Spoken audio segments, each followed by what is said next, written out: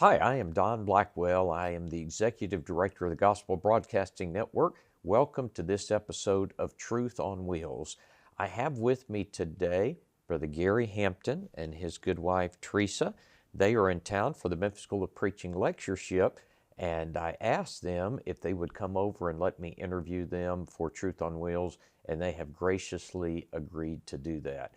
One of the things that we do periodically on this podcast is a segment that I call Coping. And we deal with Christians who are dealing with a tremendous amount of difficulties in their life, but that I believe have handled it well. They've kept their focus on their faith and on heaven.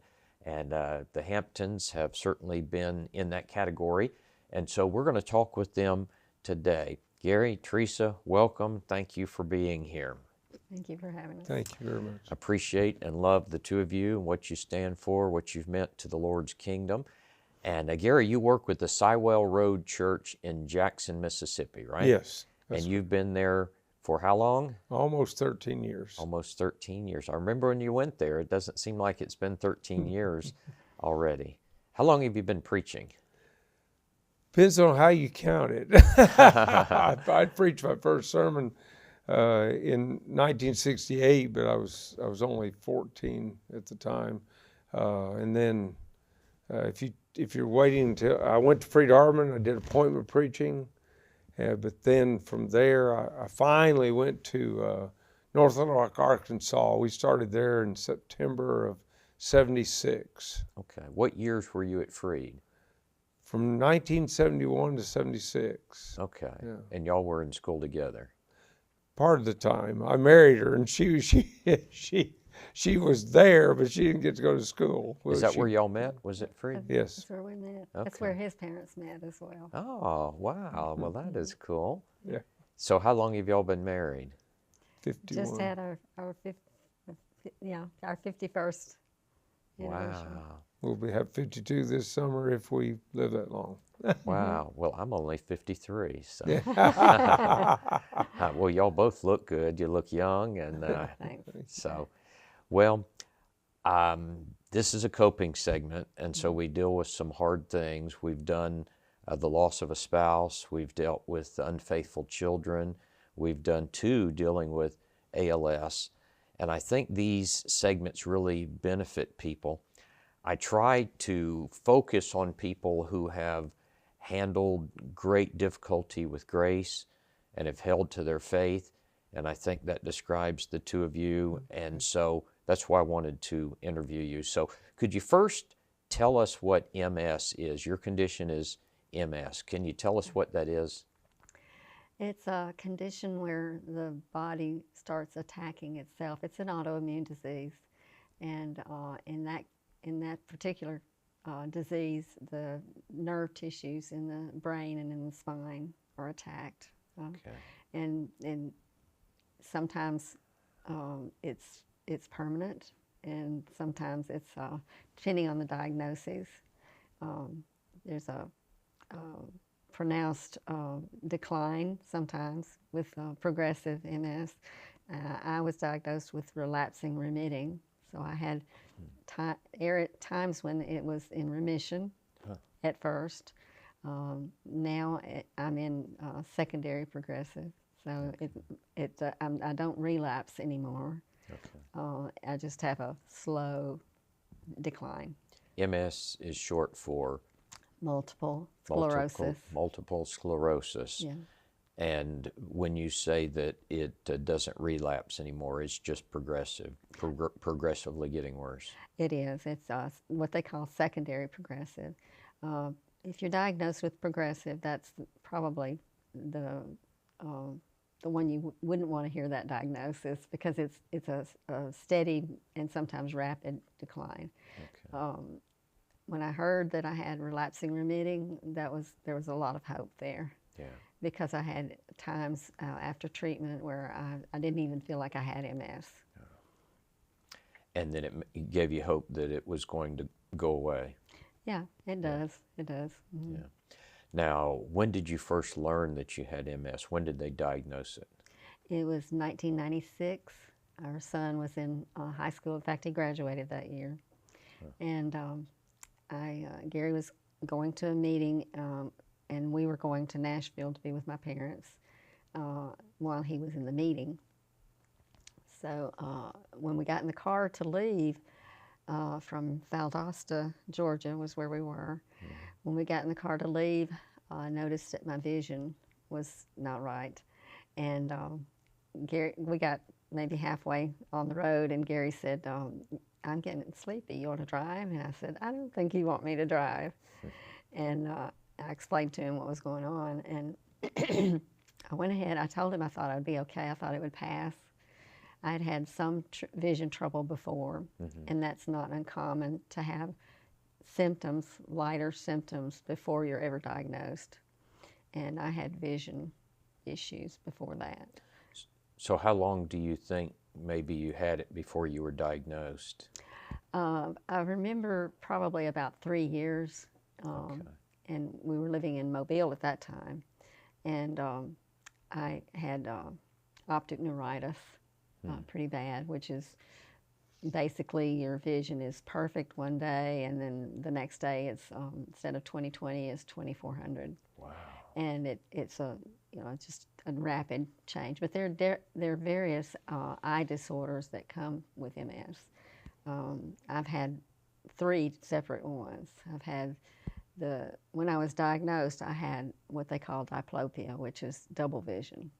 So I was seeing double, and that ride from Valdosta to Nashville was the beginning of the diplopia, but it affected my entire left side, my feet, my arm, my leg, and my vision as well. So on that ride from Valdosta, is that when you decided we got to go to the doctor, find out what's going on? Yeah, by the time I went ahead and put Gary on the plane, and I thought, and I said, everything's going to be fine, this is going to pass, and it didn't. And by the time he got back, I had to have assistance to walk. So I had to get checked out. Okay. And I had a good neurologist in Valdosta, and put me straight in the hospital. And it was interesting the way the church family reacted to it. You don't ever quite know how people are going to react to something like that. And I had one gentleman who came to see me and walked right past the no visitors sign because he wanted to see me. And he said, Teresa, I don't understand this. He said, why you? I don't get this. And I said, it's okay. It's going to be okay. I said, I don't say why me.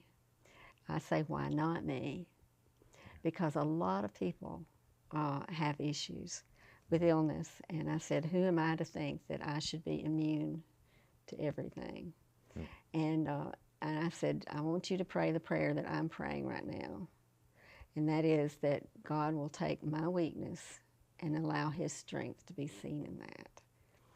And he took that to heart. He quit crying. He straightened up, and that's really basically been our mantra is.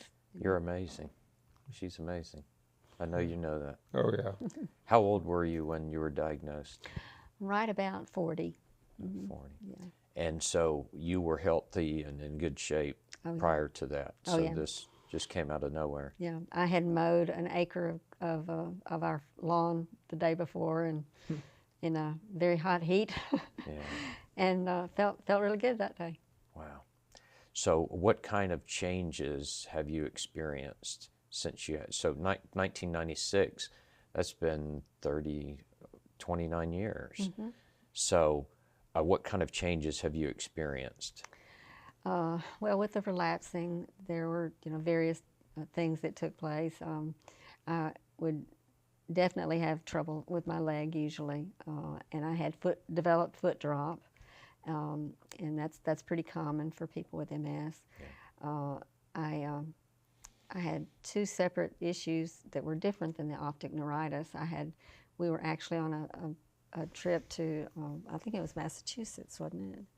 And Maine, excuse me. I knew it was somewhere up there.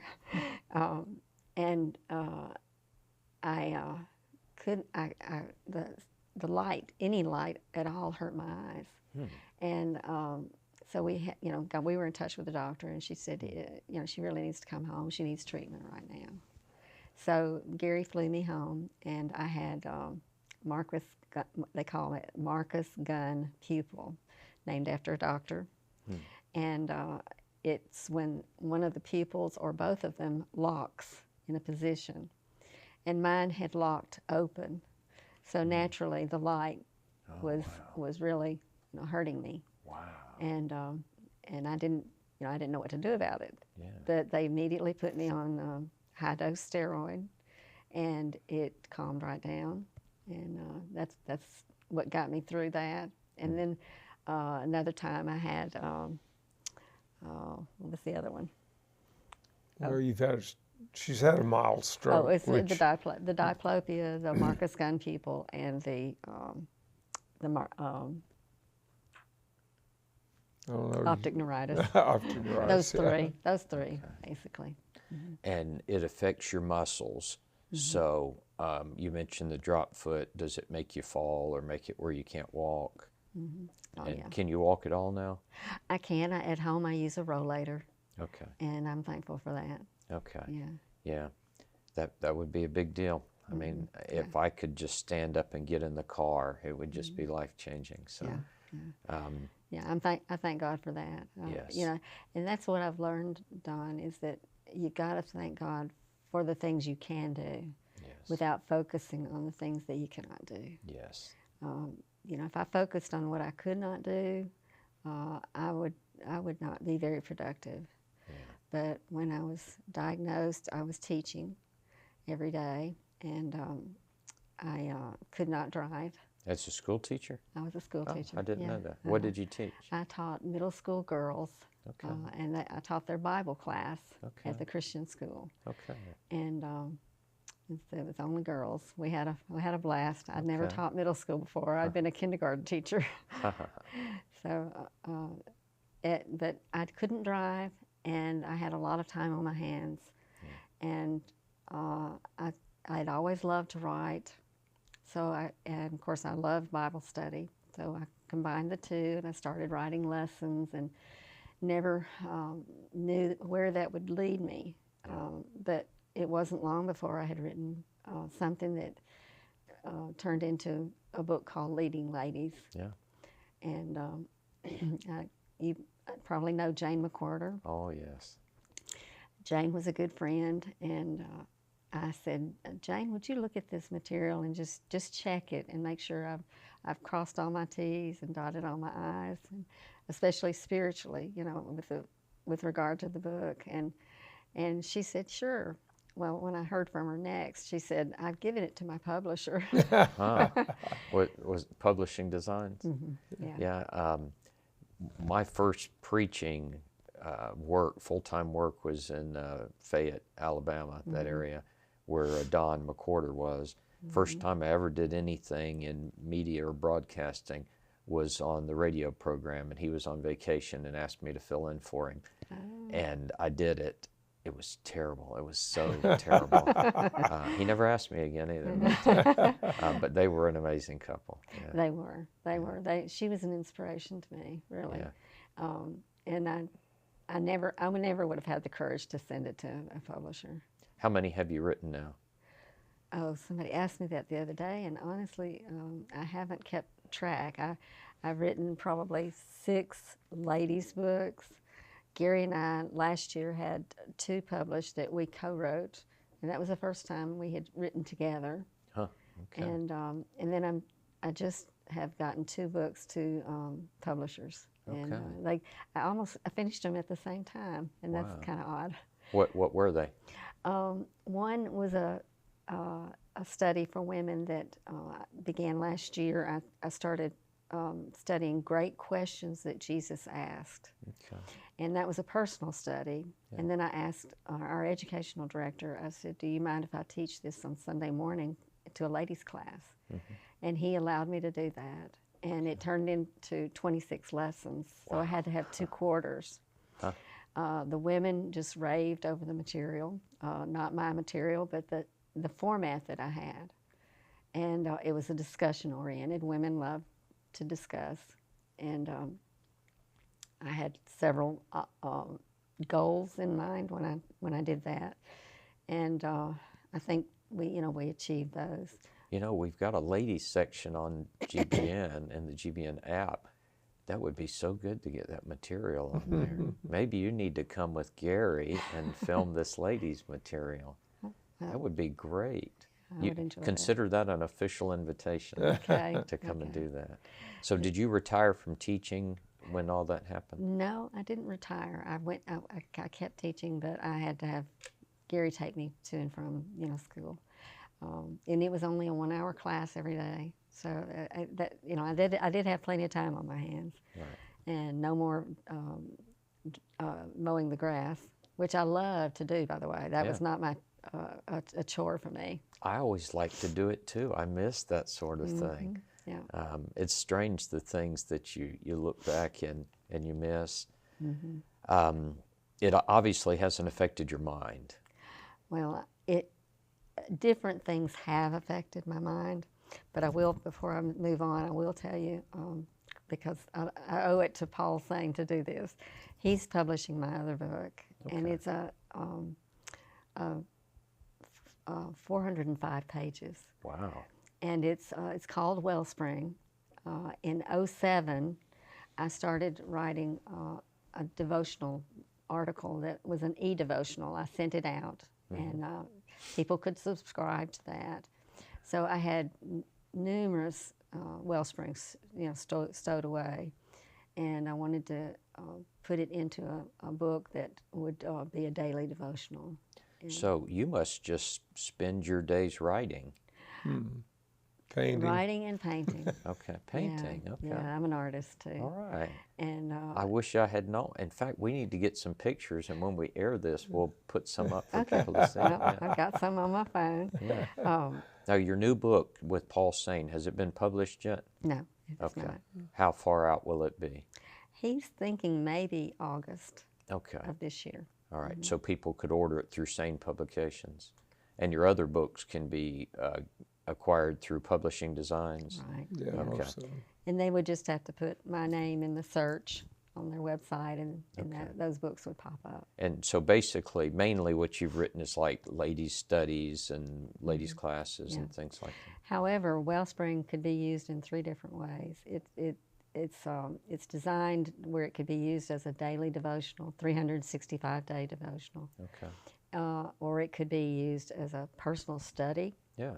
or it could be used as a ladies' class book. Okay. Yeah, actually, Paul said we saw him just a day or two ago, and he said that he is enjoying reading it. So I would think that it could be men could read it as well. It's just good thoughts, uplifting thoughts about the Bible, or challenging thoughts that would help anybody.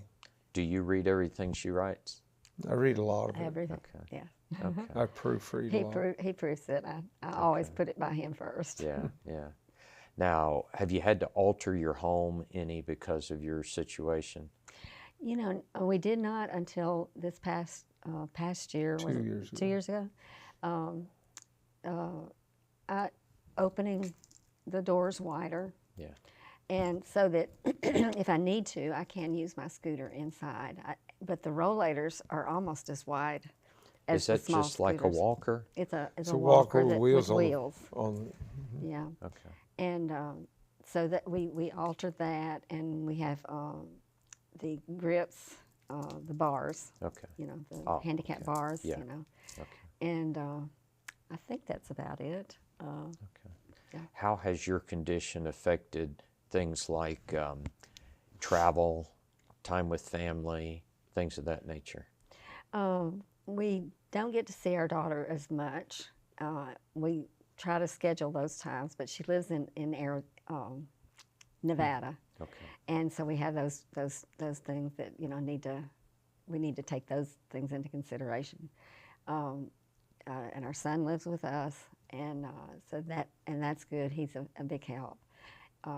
So, I wished I could have spent more time in Tennessee, because I just lost my mom and my brother, and now my my brother-in-law. Yeah. But we, we took into consideration the Lord's work, and we allowed the Lord to lead us to the place where we needed to go. And I believe He did that, not because of anything miraculous, but our prayer was, Lord, lead us to the right place and close all the other doors so we know what the right place is. Yeah. And all the doors closed except this one, and that's where we went. I think about providence, and I wonder sometimes would I be doing what I'm doing had this not happened to me. I don't think the Lord flipped my four-wheeler, but I think that as opportunities are there, providentially, the Lord allows. And I'm just thinking about your situation. I don't know, or I'll ask you instead of asserting my own opinion, do you think you would have written these books and done the things that you've done had it not been for the MS? No, I would not have. And recently, probably, was it 3 years ago, I had major surgery, and that was a huge, huge thing as well. It's a risky surgery. A lot of people don't make it, and I had a lot of weight issues that came with that, and probably was pretty close to not surviving that, some would say. And so coming through that, that affected my cognition, probably more so than the MS. But, the Lord has blessed us so richly to give me back the health I had. Prior to that, my physical therapist and my occupational therapist, which I see regularly, both of them have said that I'm stronger now than I was before that surgery. And of course, I stay with the therapy. Yeah. And a lot of people give up on it. Yeah. And I stay with it. Is it difficult? It can be, yeah. It it takes 2 days a week, and it's difficult sometimes for Gary too. We have to juggle with his schedule. I know so little about MS, so excuse me if I ask ignorant questions here. Is MS painful? Yeah, it can be. Okay. Yeah. Probably the most painful thing I deal with are the muscle spasms. Okay. And they can get very intense. Yeah, I deal with that sort of thing myself. I'm sure you do. Is MS terminal? No, not to my knowledge. I mean, it depends on what area of the body that it strikes, in the spine and in the brain, and that's just you don't know. Will you continue to get worse? I could continue to lose function, and that may happen, but if I can keep my brain, I would like to have that. Yeah. Your mind seems very sharp. I can't tell that you have lost anything related to your mind, and the way you're writing books, obviously, you're sharp as ever. Well, what gives you hope for the future? let's see. Obviously, my writing. The Wellspring book that I wrote, that's 405 pages long. I combined my art with it, so I illustrated the stories as well, and that was one way to combine that. Previously, what I'd done is sell my art and my books and give money to good works, because that's the right thing to do. Yeah. Gary and I are not in need, and so I found a widows and orphans group in India that I had been giving to, and we're now supporting another work in India, and we're giving to that as well. Okay. And that's not to sound bragging at all, because I give God the glory for every good thing that we endeavor to do, and He deserves the honor and praise for my recovery. Yeah. And for my skill in writing, for any talent we have. Now, if I could change gears for just a second, one thing I've learned in the last almost 6 years now, of the changes in my life is this greatly impacts the spouse and the caregiver. Mm-hmm. And when we go places, people always ask about me, but Sherry's life has been flipped upside down. It changes everything. What's it been like for you, Gary? Well, for the most part, it's I just keep on doing what I do, but as she's already said, therapy every Tuesday is 2 hours, and of course I have to get her there, and I have to take her back home. So that means Tuesday morning is pretty well wiped out. I won't. If I study, it's because I take something with me and just do that while she's doing therapy. Then Thursday we do about an hour. Have you had to alter your meetings and schedules, things like that? Not for the most part. I've had to cancel 2, as near as I can remember. One was in West Virginia. Teresa got sick. If she had an exacerbation, then they needed to put her in the hospital and give her high-dose steroids. And there was nobody to be there and be sure she was taken care of in terms of getting her back home and whatnot. So I would not leave under those conditions. Then East Hill in Pulaski, mm-hmm. I was supposed to be there, and same thing happened as I recall. And interestingly enough, Brother Holland, who was my mentor, I was his assistant at Freed Hardeman for a time. They called him and he filled in, so they got one of the last meetings Brother Holland did because of Teresa being sick, and I just couldn't go. And they just asked me to come later. It wasn't a major blow, I guess. I can imagine it is hurtful. It's been difficult to watch her have to deal with this. That's probably the worst thing, but the beauty has been we started from day one with a philosophy, and that was we're going to find a way to laugh. We're not going to let this drag us down. And so we laugh at things people would probably might even almost think they were crude or thoughtless. Yeah. But they're not. We're just laughing at where we are and what's going on, and we keep going that way. So that made a big difference.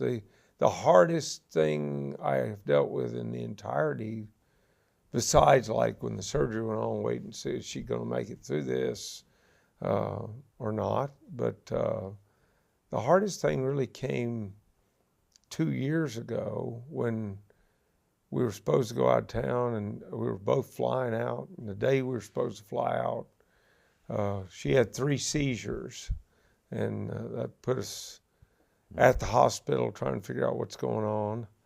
And then from that time, that was like April 24th, and from then until August 2, somewhere along in there, August 1, 2, we spent, although Teresa only spent 13 nights at home during that time, she spent 100 nights in either the hospital or rehab. Wow.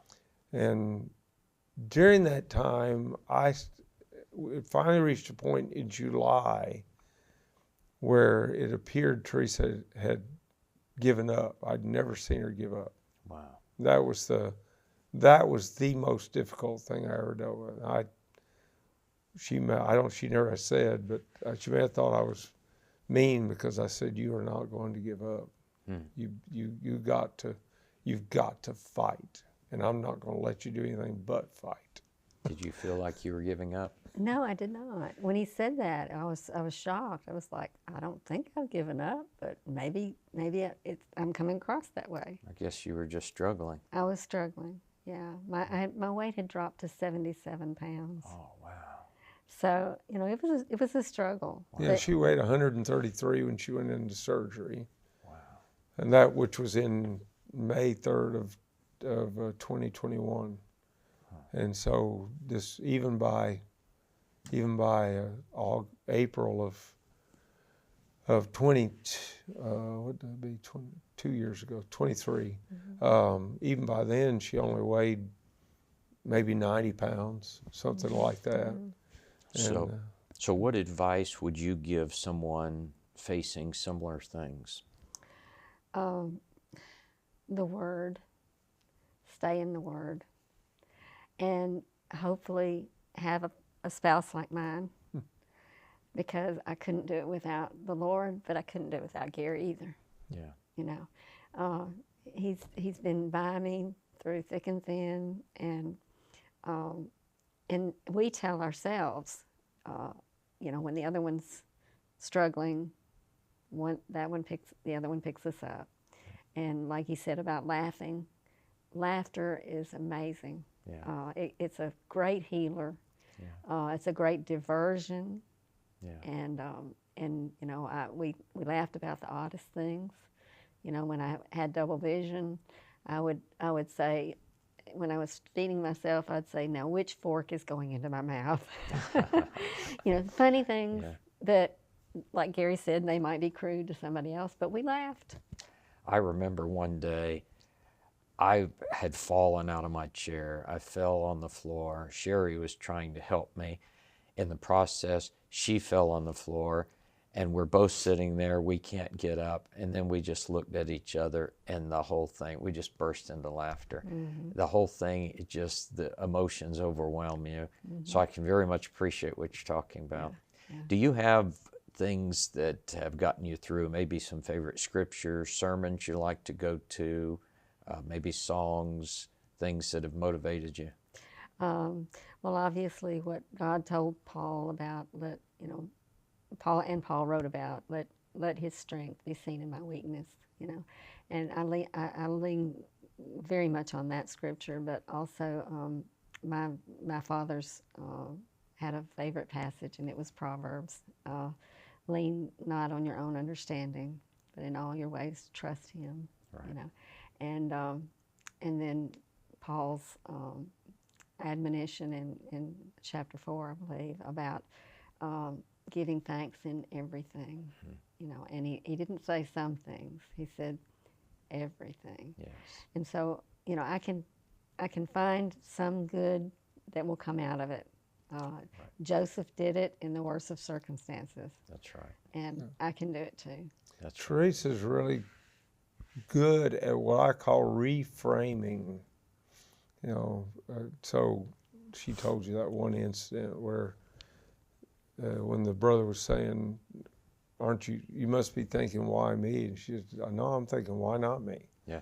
You know, that's a reframe. Put a different frame on it, and it looks totally different than what it looks the other way. So she does that all the time, to the point that I couldn't illustrate it because it's just a constant. She's always putting a good frame on whatever, and that's pretty much how we keep going. Well, that's amazing. That's the sort of thing that I wanted us to talk about and let people see, because so many people struggle. Sometimes people lose their faith because they're thinking, why has this happened to me? You know, I'm a good person. I don't deserve this. Well, it has nothing to do with deserving it. It's life. I think oftentimes about Job 14:1, man that is born of woman is a few days and full of trouble. Yeah. It just comes with living in this life. So you're amazing. I appreciate you being here. Gary, we love and appreciate you. You're one of the most filmed people on the Gospel Broadcasting Network. So we appreciate you, and your enthusiasm is contagious. And so y'all mean a lot to the network. Thank you for being here today. Thank you. I appreciate it so very much. Thank you for having us. Well, thank you for joining us today for this episode of Truth on Wheels. Until next time, be faithful.